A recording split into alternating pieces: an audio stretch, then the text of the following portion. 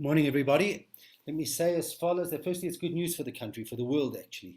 Our cases are down, things are opening up again. It was a very tough January for people. Now, let me clarify as follows. We are going through a book called Tanya. Tanya was written by the first Lubavitcher Rebbe, and it wasn't just a book. The Alter Rebbe came down to reveal a new level of godly teaching that was never revealed before. In other words, there are different levels of godliness. There's the simple explanation, there's mysticism. But even, what is mysticism really? Mysticism is a study of the spiritual world. That's why you don't learn Kabbalah. Kabbalah and mysticism is the same thing. You don't learn Kabbalah because Kabbalah is a study of the spiritual world. So when Madonna says she's studying Kabbalah, she's not really studying Kabbalah. Kabbalah was when you allowed yourself to study the soul. You went into the heavens. In fact, the Mishnah tells us there were 4 people who went into the heavens. Only one came out. 2 of them stayed there. In other words, they left this physical world and just stayed in heaven. One became a heretic. It was too much godly light for him. Rabbi was the only one who went in and came out. That's studying mysticism at its core level. There are other people who mastered it. Rabbi Shimon Bar Yochai, the Arizal, Moshe Karadova. But by and large, you don't study Kabbalah unless you're a very spiritual, holy, godly person. The Alter Rebbe, when he wrote Tanya, he revealed a new level of godliness that had never been revealed to before. Kabbalah is a study of the spiritual world. So let's say it's like studying astronomy. You're going into the heavens. You're studying the heavens. What the Alter Rebbe revealed was bringing heaven down to earth, seeing that the physical is spiritual. Not leaving this world and going into the spiritual heavens, but bringing heaven down to earth. And that ultimately is going to happen when Mashiach comes. When Mashiach comes, we're going to open our eyes and we're going to actually see that godliness was here, that everything was godliness. So right now we're seeing the physical. When Mashiach comes, we'll live in a physical world, but we'll see it's all godliness. And our challenge, by the way, the challenge of the Jew and the human being actually, Jew and non-Jew, wherever we live, wherever we are, is to bring godliness to that world by elevating the physical. So when a person sits at a table and learns godliness, or a person cuts down a tree to make paper to print a book, that the physical plantation becomes absolutely godly. So you can take something that God created, you can use it for bad or for good. There's certain things we have to stay away from. We cannot elevate a pig, right? It has an ecological purpose, and you're not allowed to make a pig suffer. You're not allowed to make any creature suffer. But we cannot elevate its soul. So what the Alter Rebbe came to do in Tanya is as follows. Chapter 1 of Tanya teaches us that we have 2 souls. Chapter 2, he explores the godly soul, where it comes from in heaven. Chapter 3, we looked at this, it's godly soul. It had 10 powers, 3 intellectual, 7 emotional. Now we can understand the 10 plagues and this week's parasha, the 10 commandments. They all correspond to that. Chapter 4, the Alter Rebbe explained to us how this godly soul, which is all the way from heaven in this physical world, trapped in our body, how it connects to God. And how does it connect to God? It's given an operating system or garments as it's in this world, thought, speech, and action. When somebody uses his hand to do an act of goodness and kindness, then the emotion of love and all love's offshoots in the soul, through the act of goodness and kindness, through the physical act of goodness and kindness, and speech, when the person says, go find a job, or I care for you, his soul connects back to God. The fear and that part of the soul connects to God by holding back from doing a sin. So you need thought, speech, and action, and allow the soul to communicate in this world and to connect back to God. In chapter 5, the Alter Rebbe explained to us the great quality of learning Torah. When a group of people learn Torah, we're bringing infinite wisdom from heaven. Put infrared glasses on. The stuff comes from heaven, from God. And we're bringing it down through all the 4 worlds that exist beyond this world. We're bringing it down. We're putting it into our heads. Our minds are enveloping it. It's becoming enveloped in our mind. It's becoming one with us. We're becoming totally godly. And we're illuminating the whole world. And therefore, one of the ways to combat a pandemic or a virus is to increase in learning Torah. We increase in acts of goodness and kindness. We increase in charity. But at the same time, we learn Torah and it dispels the darkness. We're bringing light to this world. And that's really the true purpose of this year. Chapter 6, we started to study the animal soul. And we said like this, that the animal soul, put your infrared glasses on. There are 3 places where godliness is not revealed. The whole place where godliness is not revealed is called Sitra Achra. And that's divided up into 4 levels. The top level, there's a little bit of godliness revealed. It's like a room on the ground floor, with a little bit of light coming in, even though the curtains are drawn. And then there are 3 dungeons underneath. We said that when the Torah says that something's not kosher, it comes from the 3 dungeons underneath. I'm just using the dungeons to explain that there's no godly light revealed that we can elevate. It comes from there. What will come from there? Anything that the Torah says is forbidden. So a non-kosher animal will come from there. Lashon hara will be drawn from there. Anything where the Torah says is forbidden.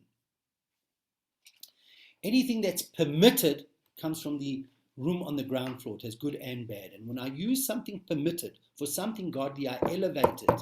When I take the tree and I chop down the tree and I use the paper, and I use it to make paper to create a Torah book and not a promiscuous book or a vulgar book or an aggressive book, I elevate it. So I have an amazing ability to elevate or to pull down. That's the job of the Jew, that whatever comes into our domain to elevate.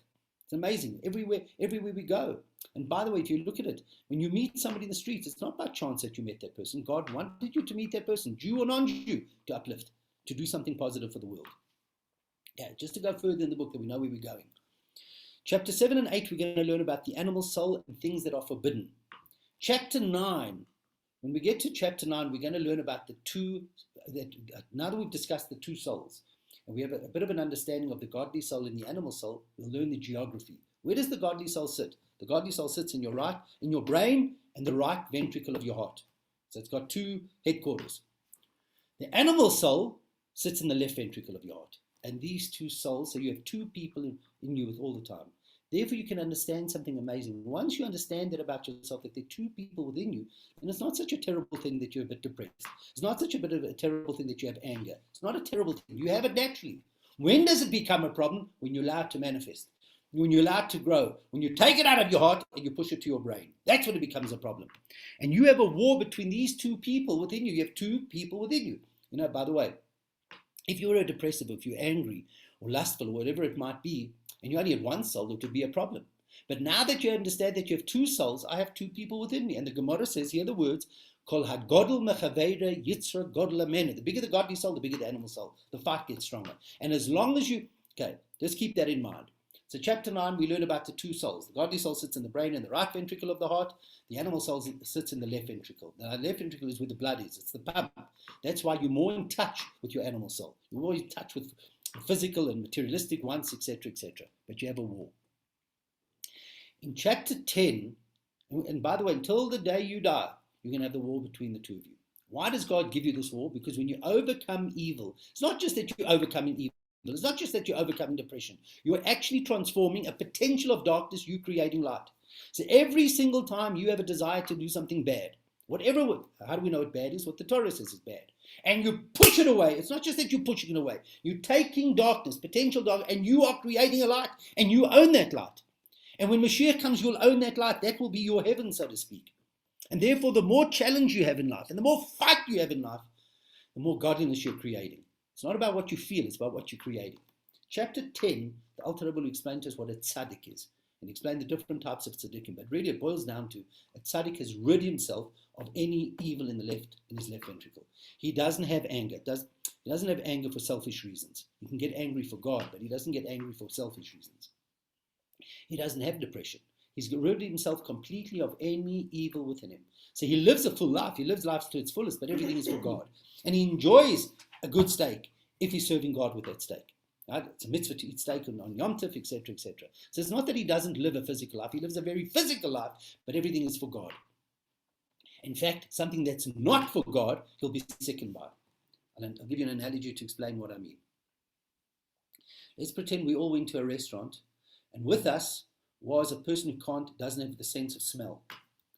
Yeah. And we go to the restaurant, and there's a sizzling steak with chips and onion rings, a monkey gland steak, but the meat is off, but it looks beautiful. Now we're all vomiting because there's nothing worse than smelling off steak. And this guy doesn't understand. He doesn't know what's wrong because he can't smell. The tzaddik smells the evil odor.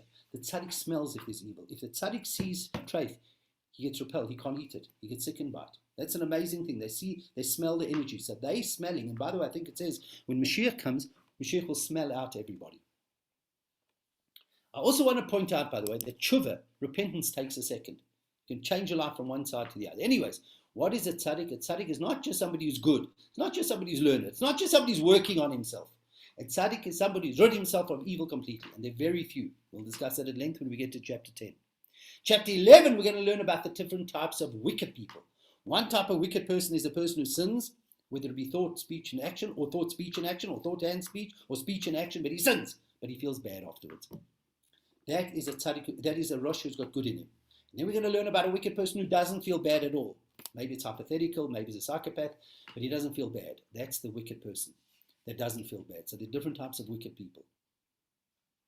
Probably that's the biggest problem with the sin. It's not that you've done the sin, it's you've taught yourself how to behave and it becomes habitual. Then in chapter 12, we're going to learn about how, we're not learning about a tzaddik, we're not learning about wicked, we're learning about even if you are wicked, how you can get to another level, the level called Beinoni. And that's why this book is called the book of the Beinoni, the book of the middle person. What does it mean, a Beinoni? Somebody who has evil within them, whether it be depression, lust, anger, vanity, or whatever it might be, but you don't succumb, not in thought, not in speech, and not in action. It's self-mastery, and you have the wherewithal to do it. That's what the Alter Rebbe tells you. You have the wherewithal to do it. And from chapter 12 to chapter 18, the Alter Rebbe tells you a long way of how to do that. How to control yourself in thought, speech, and action. How to do that. And Alter Rebbe loves meditation, by the way. Sitting down and thinking about God.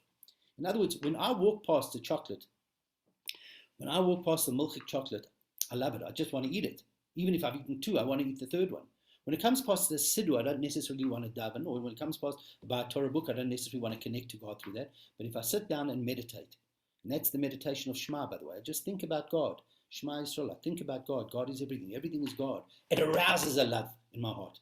So the long way of how to control yourself is through meditation. To sit down for a bit of time every day, and that's what prayer is, by the way. One of the dimensions of prayer is thinking about God, and it arouses a love that you have in your heart. It doesn't invent the love. You have love there. That love might be blocked, it might be stifled, it might be this, but you can reveal it.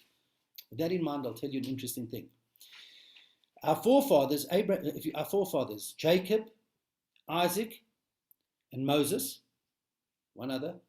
Where did Jacob and Moses meet? The Torah tells us the most ridiculous piece of knowledge. That they met their wives at a well of water, a natural spring. Very romantic. What does it really teach you? How does it help us in 2021? Okay, and what it teaches us about a relationship between a husband and wife, between spouses, and between us and God.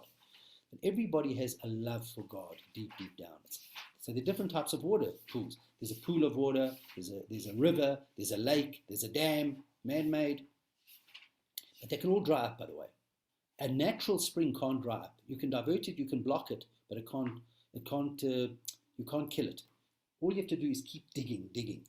Now, all of us sitting in this, all of us learning today, we have a love for God in our heart. We have it there. It might be hidden, it might be blocked for whatever reason.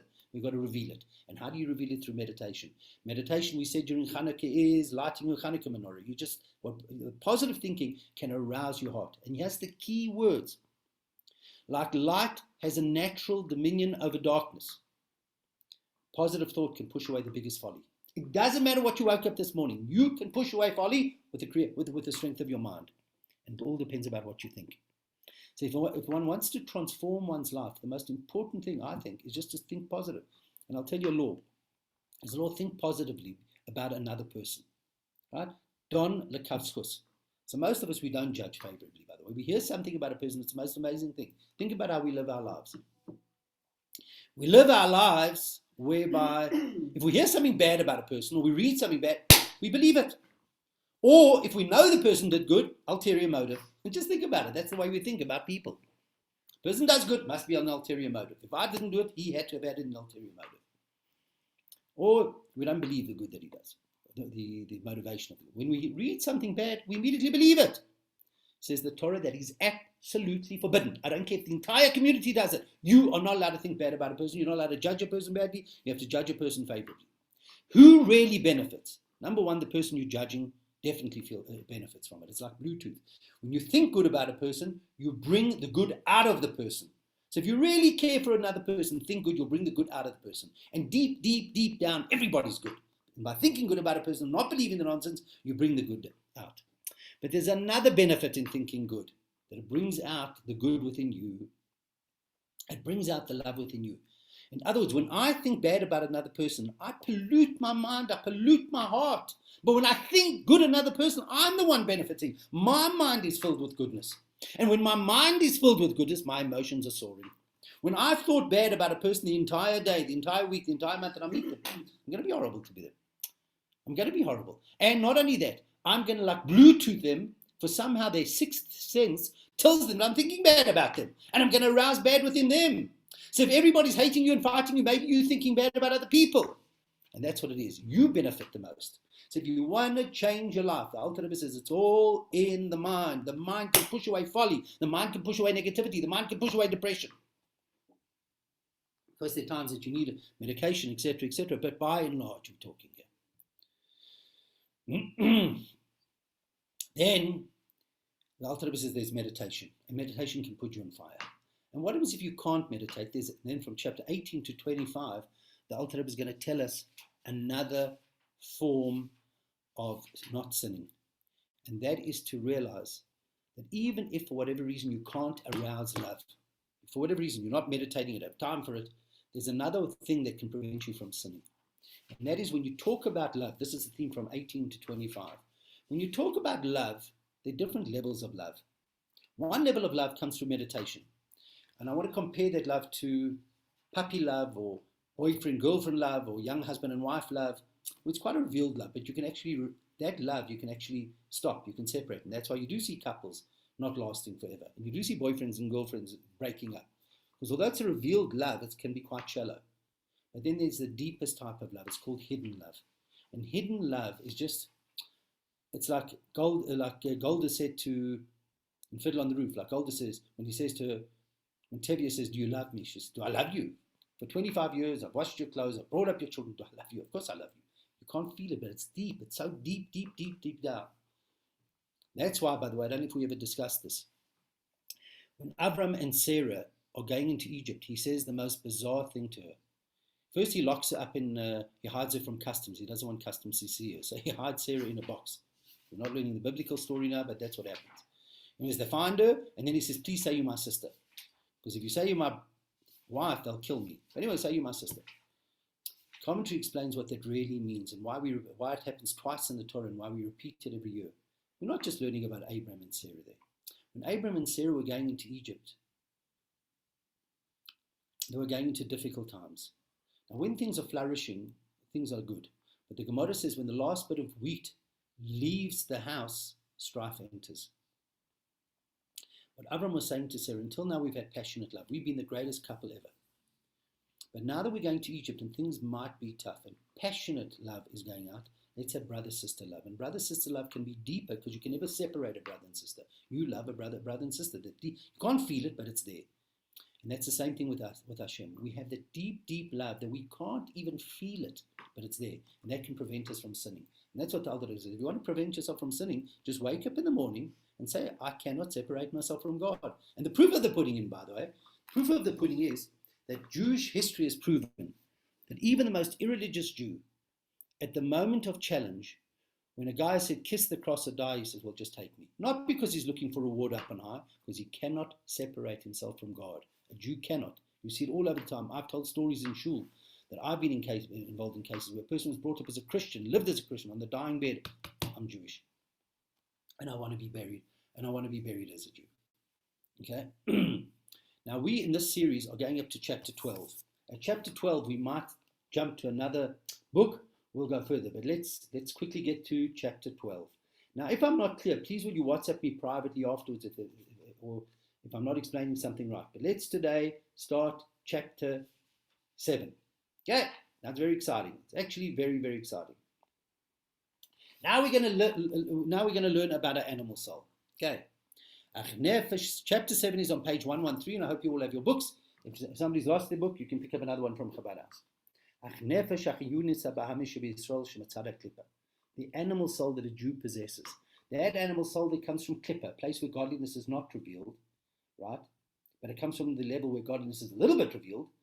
That animal soul, that animal soul that is enclosed in your blood, in the left ventricle of your heart, Knis Kalel, as we explained above in chapter 1. And all animals and fowl and fish that are kosher,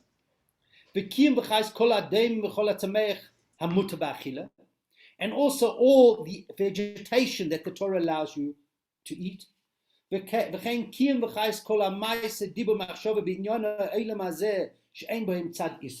And also any thought, speech, and action that is not forbidden. And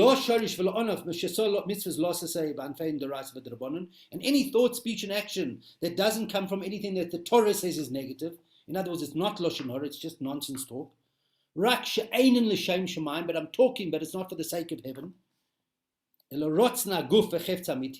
It's just I'm doing it for the sake of my body. I need it. It's buy toothpaste or whatever. But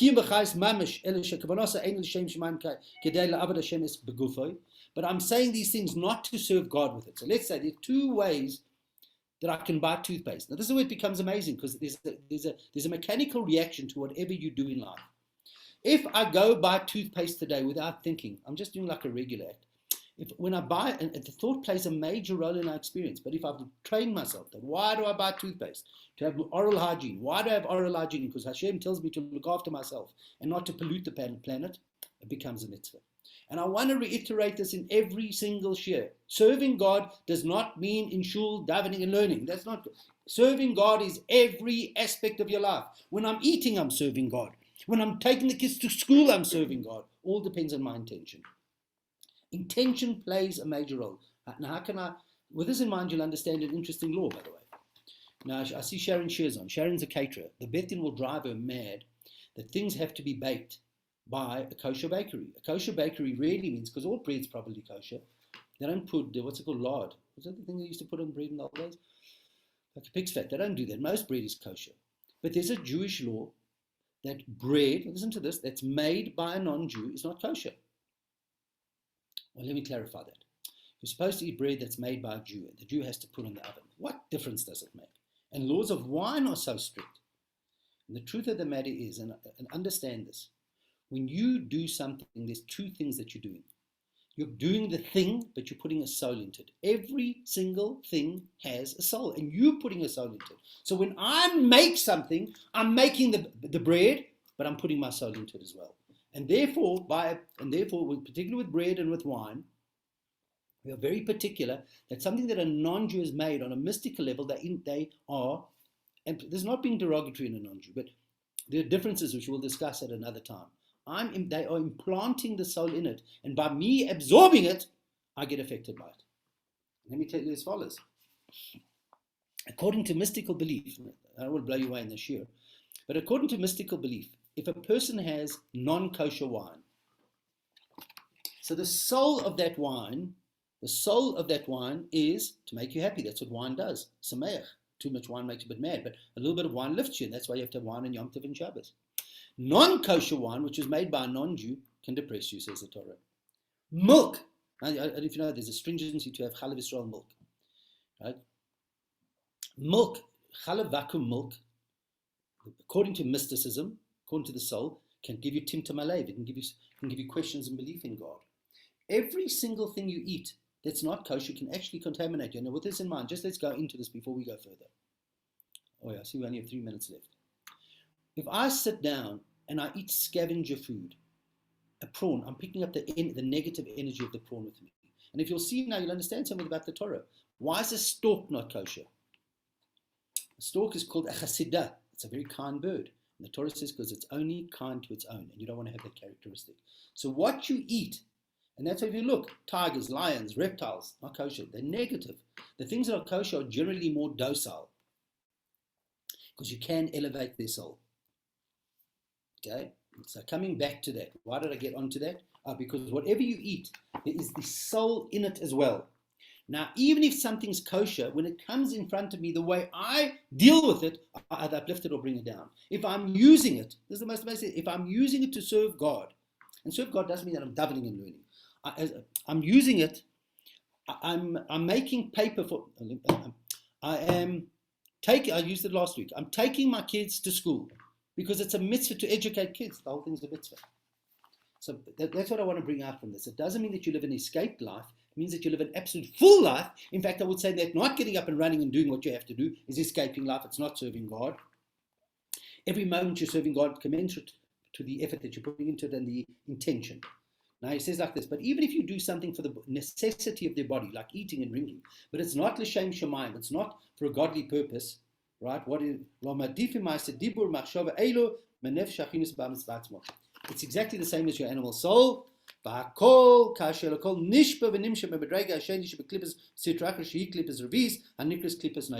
exactly like your animal soul, and you're bringing klippa into this world. You're bringing sitrach into this world. You're bringing the level where there's good and bad into this world. Right? You bring it into this world which is called klippas neiga.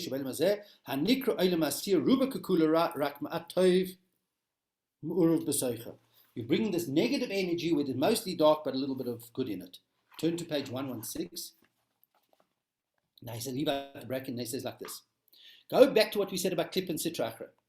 He said like this: klippa and sitra achra, this level where there's a little bit of light shining in it. So we said sitra achra, there's a place where godliness is revealed, there's a place where godliness is not revealed, and in between there's this place where it's mainly dark, a little bit of light. That's where animal soul comes from. That's where anything permitted comes from. He says like this: this klippas neiga, where animal soul comes from, where anything that's not godly directed but not forbidden comes from, is the mamutza. It's the intermediate between the absolute evil and godliness. Now, because it is the mamutza, I'm going to keep you 2 more minutes today. Because it is the mamutza, because anything that comes from this room on the ground floor, called klippas neiga, it's mainly dark and a little bit of light. So the soul of that, anything that comes from there, i.e. the permitted things in the Torah and my animal soul, can go either way. Depending on what I do with it. Therefore, if I use it wrongly, I'm bringing the evil out, and I'm bringing out the negative energy of it. Leave out the bracket. And sometimes I elevate it. When do I elevate it? These are the key words. When do I elevate something that has good and dark in it?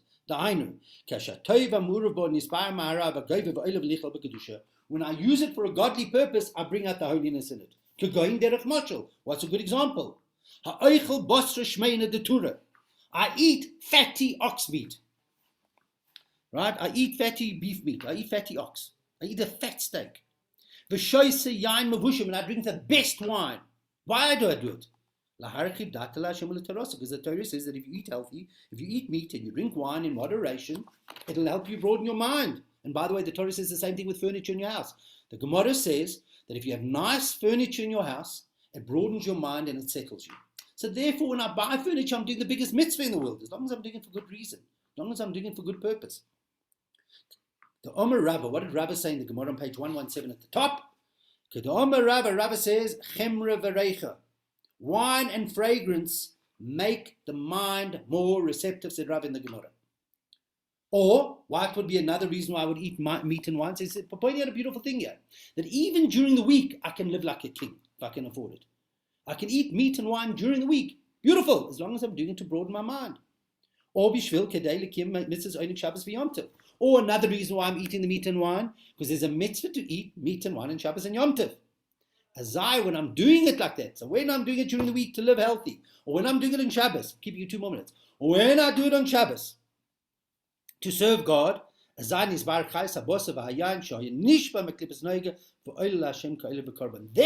I'm taking the light, I'm taking the godliness that is in that thing, because it comes from a place where there's good and bad, when there's light and darkness, and I'm elevating it. Wow, that's amazing. And it doesn't just apply to food. It applies to speech as well.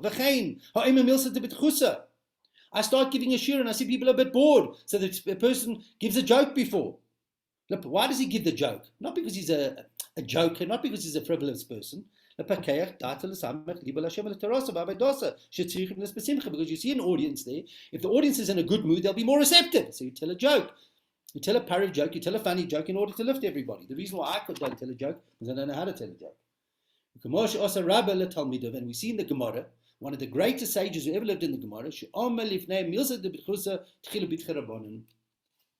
would always start a joke. He'd have all his students petrified, standing in awe of him. He would relax them, and he would tell a joke. And he would relax them, then afterwards he's able to teach them and are receptive.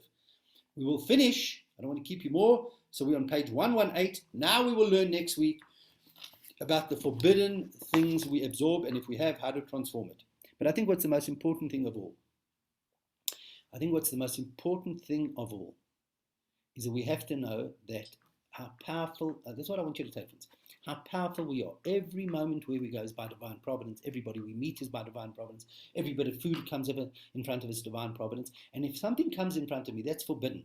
And I have such a strong desire for it, and I push it away. I've done the biggest mitzvah. So please, God, we should just do mitzvahs the whole week. I will take it the shul starts again this week. So that's a lacquer thing. And just everybody have a great week. See you next week. I hope anybody's listening.